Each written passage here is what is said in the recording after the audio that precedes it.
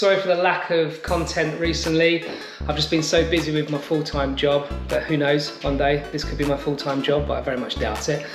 Right, so I've got modification today.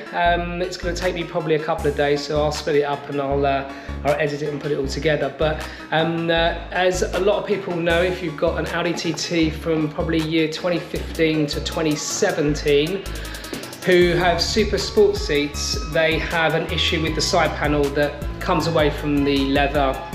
I think it's actually a broken clip because they use inferior plastics within the car, which they've now updated. So if you have a gap in between, which I'll show you, you can upgrade them for a new piece of plastic, which is, they've used some new technology basically to put some new ones together. So I've purchased some new ones, and horrifically, the price for 4, because you've got to get either side of each seat on front seat, but in total for all 4 it's cost me £308.76. I can show you. So that's the price for 4, and there is the code that you need obviously to get the trim panels. Absolutely ridiculous. So I'll show you what I've got and what I've ordered and what I've spent £308 on. Madness. This is them.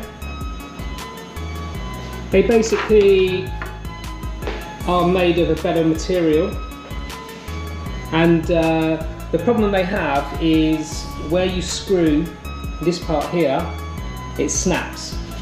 So when it's sat in the car, that piece there with the hole in it where the screw goes through snaps, which means this circular piece there comes away from the leather, which I'll show you, and the same with the bottom piece as well. So there's 2 main fixes for screws which come away. Everything else seems to be okay, it's just those 2 pieces. So what I'm going to do, I'm going to paint these 4 in a gloss black, which will then look really good with all the other gloss black elements of my TT. So I'm going to paint them gloss black. I think it'll look nice with the black seats and the white stitching, and I've got gloss black sort of Riga kit and Maxton kit side skirts, which kind of will fit in quite nicely, to be honest, and let's see how it goes. So I've got some washing up liquid which will degrease obviously these, even though they're brand new, they still probably need degreasing. I'm actually going to mask these pieces here